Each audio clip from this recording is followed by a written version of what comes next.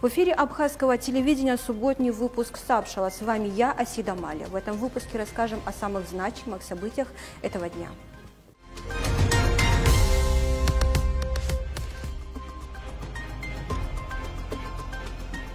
Сегодня в выпуске «Безопасность и обороноспособность». В Абхазии продолжаются военные учения. Более 1000 нарушений пограничного режима. В погрануправлении подвели промежуточные итоги работы. Материалы, архивы, свидетельства. Через 2 месяца завершится ремонт дома-музея абхазского политика Нестора Лакоба. Нервозность климата. Что это и коснется ли Абхазии? Для обеспечения безопасности и обороноспособности страны в Абхазии продолжаются учения. Так состоялся выезд на полевой выход подразделений артиллерийской группы Минобороны Абхазии. Учения состоятся на территории населенного пункта Цабал. Перед личным составом артиллерийской группы поставлены задачи совершить маршрут из пункта постоянной дислокации до пункта проведения полевого выхода, а затем развернуть полевой лагерь и создать условия для повседневной деятельности личного состава, а также организовать учебный процесс в полевых условиях и, конечно же, выполнить огневые задачи на полигоне. Учения проходят под командованием командира артиллерийской группы подполковника Аслана Ахуба. Какова обстановка по линии охраны границы Абхазии? Есть ли новые условия при пересечении на контрольно-пропускных пунктах в связи со сложившейся внешнеполитической обстановкой? Об этом и о результатах работы за 9 месяцев рассказал заместитель председателя, начальника пограничного отряда службы госбезопасности Рустам Латипов. Обстановка по линии охраны государственной границы Республики Абхазия остается стабильной. Предпринятые усилия за последние годы, естественно, дают свой положительный результат. Нами совместными усилиями с пограничным управлением Федеральной службы безопасности Российской Федерации в Республике Абхазия предпринимаются меры по необходимости полной всесторонней обеспечения охраны государственной границы Республики Абхазия. За 9 месяцев текущего года выявлено более 1000 попыток незаконного пересечения государственной границы. В соответствии с Кодексом об административных правонарушениях данные лица правонарушители были привлечены к административной ответственности. Более 1,5 миллиона рублей внесены штрафов в бюджет государства. По 10 лицам возбуждены уголовные дела по незаконному пересечению государственной границы. Если говорить об обстановке в целом вокруг Абхазии, конечно же, это обусловлено проведением специальной военной операции. На сегодняшний день никаких ограничений по въезду в Республику Абхазия гражданами Российской Федерации, ибо гражданами третьих стран не имеются. Касаемо возможных ограничений ввиду проводимой акции по мобилизации граждан Российской Федерации из запаса вооруженных сил. В данном случае на нашей границе проблем с этим не усматривалось. Те, кому необходимо, да, и своевременно в сроки не явились в военкоматы, если таковые попадались, то проводится работа по спискам. Соответственно, были единичные, может, случаи, когда приходилось данных лиц разворачивать. Касаемо деятельности пограничных органов на абхазо-грузинской государственной границе, также проводится соответствующая работа. В целом ситуация стабильная, поэтому переходить на особые условия несения службы не имеет под собой основания на сегодняшний день. При наличии специального разрешения с органов службы государственной безопасности отдельные категории граждан могут пересекать по вопросам, связанным исключительно с гуманитарным характером.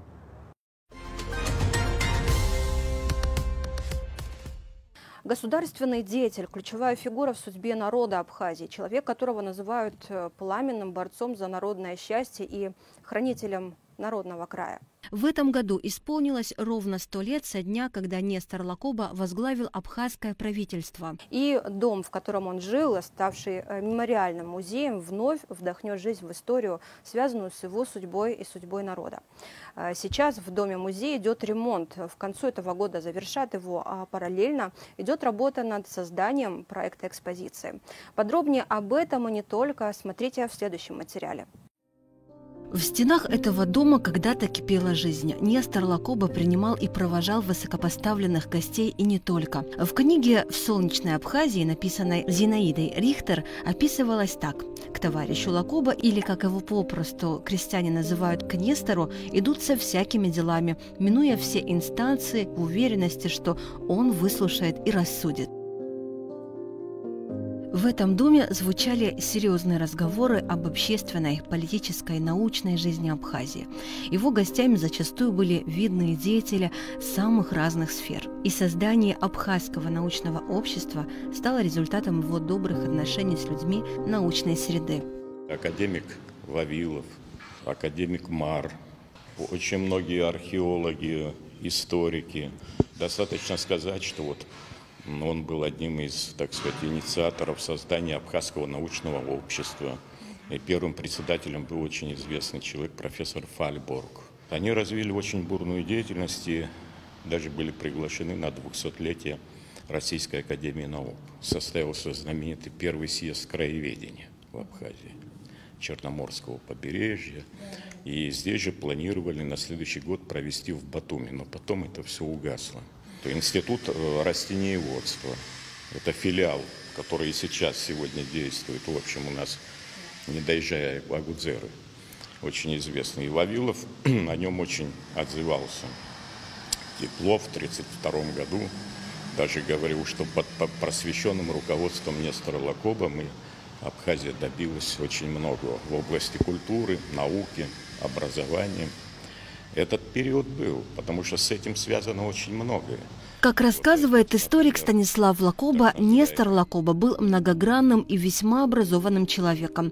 Это подтверждает множество изученных им материалов и, что интересно, славился остроумием, которое многих подкупало. Такая ситуация произошла в Тбилиси. В Тбилиси был такой Саша Гигичкори. Кстати, Фазиль Искандер, он описывает этот момент, насколько я помню тоже. Но это реальные вещи. И вот выступал такой Саша Гигичкори, а как раз шоссейные дороги строили в Абхазии. Но он очень долго говорил, а потом сказал, относительно дорог в Абхазии. И стал говорить, что какие там есть недостатки в этих дорог, а потом сказал в конце, Нестор Лакоба, он плохо слышит, и, видимо, он не слышит нашу критику. Как-то удивились все, а тот сидит совершенно спокойно, и в самом конце ему дали слово. Но он выступил тоже так, в общем, о многом говорил, а в конце сказал такую вещь. Знаете, конечно, есть, наверное, недостатки в строительстве дорог, но, к сожалению, мы не можем построить такие шоссейные дороги, чтобы на них Саша Гигичкори не хромал, а он был хромой. И эту историю потом очень часто пересказывали Сталину и так далее. Наверное, не осталось ни одного доступного документа, который не был бы изучен Станиславом Лакоба. Ведь удивительно устроена судьба. Человек, который когда-то стал светом для абхазского народа, отравленный другим политическим деятелем, через месяц после смерти был объявлен врагом народа. А его семья, соратники, те, кто хоть как-то сотрудничал с Лакоба, были зверски убиты или репрессированы. А репрессии шли несколько лет. Сколько дел тогда было заведено в стенах НКВД, не счесть. Несмотря на перипетии судьбы, сохранилось много ценных документов, на основе которых было опубликовано множество трудов. Станислав Лакоба рассказывает и то, что немаленький архив сохранил родной брат Сарии, Мусто Джихоглы. И для того, чтобы изучить документы, Станислав Лакоба с директором музея Людмилой Малия выезжали в Батуми. Это было 40 лет назад. В течение 2 дней были собраны материалы, которые затем вошли в книгу «Очерки политической истории Абхазии». Но стоит отметить, что брат Сарии почему-то показал не все. Очень дозированно давал материалы, говорит историк. Как выяснилось позже, эти материалы затем были переданы в один из старейших архивных хранилищ Гуверовского института. Дмитрий Акуция, историк по образованию, экскурсовод по профессии, рассказал, что недавно на сайте архива института нашел те самые документы, о которых ранее упоминал Станислав Лакоба, и что ценно, если даже нет доступа к содержанию, на сайте есть полное описание документов. Дмитрия, кстати, назвали в честь его деда, который, как ему известно, был другом Нестора Лакоба. Было принято, знаете как, дарить фотокарточки между семьями. И вот хранилась долгое время фотокарточка, где изображен Нестор Лакоба, Сария и еще двое мужчин. Один из них, как мне отец мой говорил, как дед рассказывал, по фамилии Шларба, тоже соратник Нестора Лакоба. Вот четвертого изображенного там я не помню фамилию. Дед тоже сидел в лагерях, потом был реабилитирован. Если бы эту фотокарточку элементарно во время обыска обнаружили бы, его бы не посадили, просто его расстреляли. После смерти отца в его документах я ее не обнаружил. Возможно, он передал элементарно музею, я с ними не связывался. Может быть, она здесь находится, может быть, кому-то для копирования отдал. Ну, так пока еще на руках я ее и не видел после этого. Таким образом, интерес к истории собственной семьи позволил Дмитрию еще глубже заглянуть в события прошедшего столетия, использовать интернет и всевозможные ресурсы в целях поиска уникальных материалов, в которых упоминается Абхазия, стало полезным хобби. Пару лет назад обнаружил картину Уильяма Симпсона 1855 года, которая считалась написанной в Черкесии.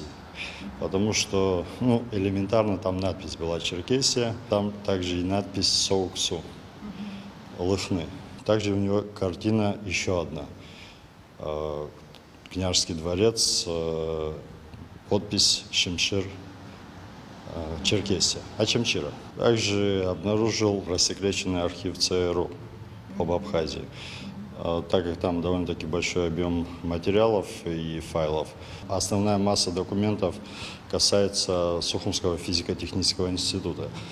Они и планы прекрасно имели всех построек, всех зданий, там списки работников, как немецких физиков, ядерщиков, так и советских, в том числе разработки, которые там проводились, начиная от ультроцентрифуги, вот различные механизмы, различные предметы, которые там производились для создания первой атомной бомбы. Дмитрий Акуция признался, что, открывая тот или иной материал, связанный с личностью Нестора Лакоба, надеется увидеть то самое фото, подаренное на память его деду. О том, попал ли этот снимок в хранилище архива музея, наверняка станет известно во время его открытия в уже обновленном виде и иными экспозициями. Ведь 22 октября в Сухум приезжают специалисты, которые займутся работой над проектом экспозиции, конечно же, не без участия дирекции музея. Меня в основном больше интересуют архивные материалы, документы. Да, остальное посмотрим в процессе работы. Планировка вся, вроде бы тоже их планировка, понимаете? Но здесь больше вот Людмила Владимировна уже, наверное, расставит какие-то акценты. Пока довольно сложно говорить. В точности, конечно, сложно все воспроизвести, потому что, знаете, можно экспозицию сделать, но должен быть какой-то инвентарь. Там, скажем, несколько кресел сохранилось, понимаете? В свое время там, Нестор, его семья подарили эти кресла, они сохранились. Но там немножко надо реставрировать их. Какие-то вещи можно, допустим, приобрести похожие, понимаете? Вот обо всем будем говорить. Личность видного политического деятеля заслуживает особого внимания в истории и жизни нашей республики.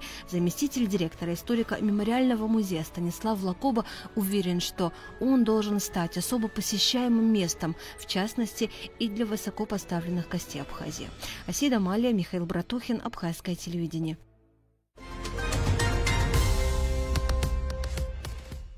К другим новостям. Климат и экология как никогда быстро меняются и, конечно же, влияют на уклад жизни.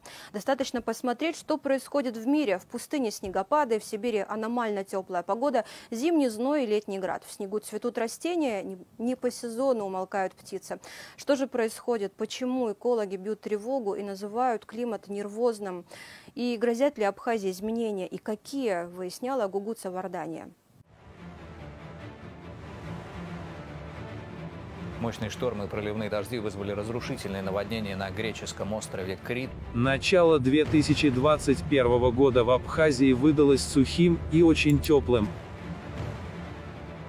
Тайфун Нору обрушился на берег недалеко от популярного пляжного курорта Вьетнама Дананг в четверг утром. Под 90 миллиметров осадков минувшей ночью выпало в Сочи. Ураган Иэн, находящийся у берега американского штата Флорида, усилился до самой опасной, 5-й категории.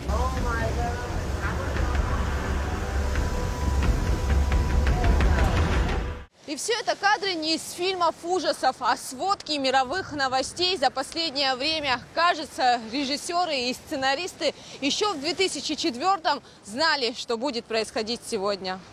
Так льет уже 3 суток.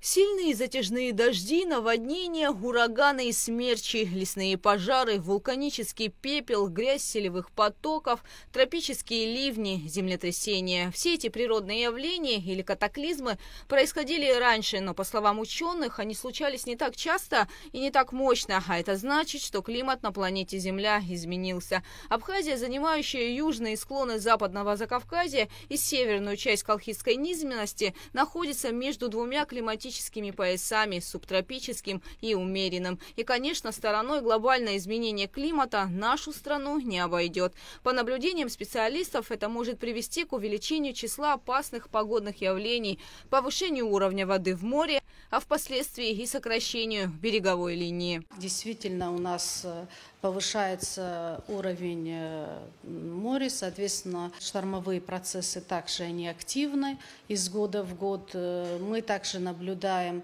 выпадение залповых ливневых осадков, которые достаточно оказывают негативное воздействие вообще на всю экосистему Абхазии. Термин 21 века «нервозность климата» означает он, что весь накопленный опыт человечеством за время наблюдений может оказаться бесполезным. Современные климатологи называют подобные изменения климата, которые происходят повсеместно на земном шаре, нервозностью или некий психоз. В Институте экологии изучением климата и последствиями его изменений занимаются отделы гидрометеорологического и экологического мониторинга водных ресурсов и динамики береговых процессов. Специалисты института активно ведут работу, но в дальнейшем, чтобы расширить исследования, необходимо приобрести автоматизированные системы. Ученые говорят, что климатические изменения в основном зависят от поменявшегося направления теплого морского течения Гольфстрим в Атлантическом океане. Ведь оно согревает целые континенты. Однако в участившихся природных катаклизмах присутствует и большая вина человека. Согласно многолетним наблюдениям климатологов, причина – потребительское, а порой и варварское отношение к природе. Загрязнение океана, индустриализация, войны, добыча полезных ископаемых. Кажется, сама природа пытается остановить этот кошмар и свирепствует. Ураган Иэн остановил 11% добычи нефти в Мексиканском заливе. Очень большое количество выбросов идет именно эмиссии, что называют, парниковых газов, которые создают тепличный эффект. То есть длинноволновое излучение, оно задерживается этими газами, соответственно, чрезмерное повышение температуры воздуха наблюдается. В период пандемии вы знаете, что практически промышленность была остановлена и некое похолодание, но некий такой холодный эффект наблюдается повсеместно. Но вообще говоря о глобальном потеплении, это не совсем верно говорить, что идет повсеместно повышение температуры. Вот касаемо Республики Абхазия, я могу с большой уверенностью сказать, что у нас изменения климата произошли в термическом и влажностном режиме. Они именно там проявляются, эти изменения. Почему? Потому что среднегодовая температура сегодня практически превышает норму порядка на 2 градуса. И изменение температуры на 2 градуса привело к увеличению в 2 раза годовых сумм осадков. Гидрометеорологическая станция, где ведутся наблюдения, расположена в Институте экологии. Этот прибор показывает все данные о погоде, в том числе состояние морской поверхности. Сейчас датчик передает тревожный звук, а это значит, что надвигается морской шторм. Если в советское время это все делалось вручную с помощью станционных приборов, сегодня вот такая технология, она облегчает нам работу, плюс еще позволяет нам практически прогнозировать опасные явления погоды. В частности, это ливневые осадки, это штормовые ветра. Майские сугробы, град в июле и аномальная жара в январе. Летний зной на севере и морозы на юге. Все это уже стало тематикой фильмов и даже мультфильмов.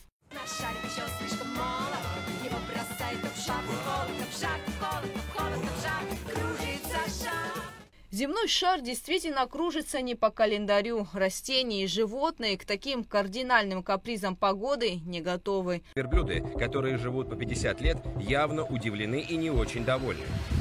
Вот тюльпаны в снегу. Вот это цветущая вишня. По словам директора Института сельского хозяйства Лёси Каеба, приходится искать более устойчивые сорта растений. Некоторые фрукты и овощи сейчас созревают не по сезону, а лечить их приходится в 2 раза чаще, чем раньше. Ученые здесь делают все, чтобы сохранить вкус и полезные качества плодов. Кстати, в этом их поддерживает Минсельхоз Республики. Поэтапно надо перейти на органическое земледелие. Поэтапно перейти, наши аспиранты занимаются биологической защитой растений. Вы представьте, цитрус 5-6 раз надо лечить. Ведь там же яд накапливается. Виноград порой и 10 раз, и 15 раз приходится лечить. В год? В год, конечно, да. И еще искать такие сорта, наиболее иммунные, устойчивые сорта, не потеряя качество продукции. Вот 3 основных стратегических направления наша наука, которой занимается. Деятельность Института сельского хозяйства направлена на научное обеспечение развития субтропического растениеводства как важнейшей отрасли. Исследование проводится в соответствии с почвенно-климатическими условиями Абхазии. Здесь ведется работа по сохранению, развитию и изучению культур, а также разработка технологий созревания плодов различных сортов и форм цитрусовых, южноплодовых, субтропических, лекарственных и других культур. Расширяется и коллекция видов. Например, ученый Лёси Кайба вывел 5 сортов абхазского киви. Вот это Адхара называется, я родом оттуда, мы зафиксировали. Есть победитель, есть Апсна, есть Гулерипский, есть Слава. Вот 5 сортов, значит, уже 30 с лишним лет я занимаюсь. У меня каждый год я семена извлекал отсюда, высевали 3000 сеянцев, 4000 сеянцев, сеянцы до плодоношения доводили, и я делал отбор. Это называется клоновая селекция. Отбор делал, по мере возможности отбирал те растения, которые минимальная пушеность. И, наконец-то, у нас получилось. Здесь происходит обязательный сбор генетической коллекции, ведь, как было сказано выше, климат изменился. Мы же не знаем, что впереди через 50 лет будет. У них должно быть исходный материал. Может, им придется новые сорта выводить дальше. И поэтому это в живом виде сохраняем. Сегодня в генетической коллекции института насчитывается более 100 сортов. От изменений климата и экологии сильно пострадал и орех. По словам специалистов, если раньше эту культуру не нужно было лечить вообще, то сейчас это делают несколько раз в год. Лёси Кайба говорит, что необходимо менять технологию посадки и сажать корни не близко друг к другу. Ведь чем больше освещаемость растения, тем меньше заболеваемость. Именно так здесь и посадили растения ученые Института сельского хозяйства. Мы решили показать, вот посмотрите, Во-первых, очень удобно лечить. Освещение хорошее, собирать прекрасно. На участках, принадлежащих институту, выращиваются различные культуры, как для государственного заказа, так и для частников. Специалисты ежедневно следят за состоянием растений. Также здесь есть садовый центр, где можно приобрести посадочный материал. После изучения хозяйственно-биологических особенностей тех или иных культур, если они превосходят по показателям уже существующие сорта, впоследствии мы начинаем закладывать маточные растения, откуда мы черенковый или почки материал берем, прививаем, как вы выше в питомнике видели, в открытом грунте, прививаем, размножаем как посадочный материал. На этом участке посажены цитрусы. Здесь за ними тщательно наблюдают. Вот сейчас никогда мы не окулировали. Растение уходило уже в покой. В сентябре успевали заканчивать. Сейчас уже октябрь заканчивается. Еще можно окулировать, в рост идет. То есть переместилось, что ли. Эти экологи, я думаю, что четко они скажут. Похоже на это. Но видите, затяжная весна была. С опозданием идет созревание продукции.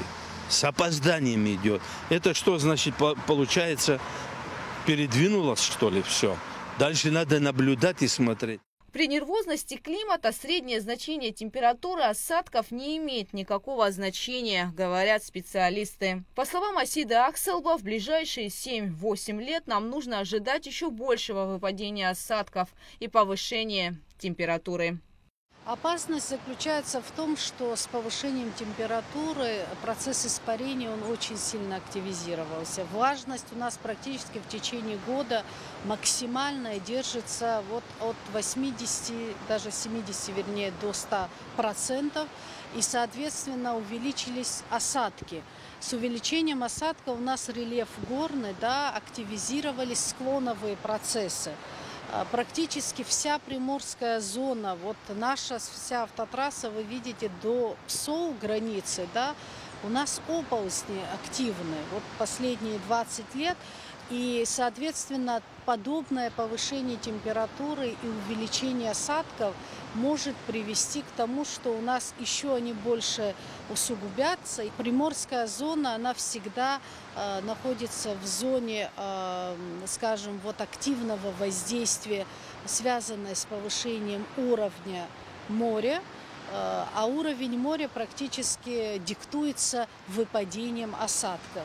Если средняя годовая сумма осадков составляла порядка 1400 миллиметров, сегодня от 3000 миллиметров и выше есть у нас такие рекордные годы, когда выпадало такое количество осадков.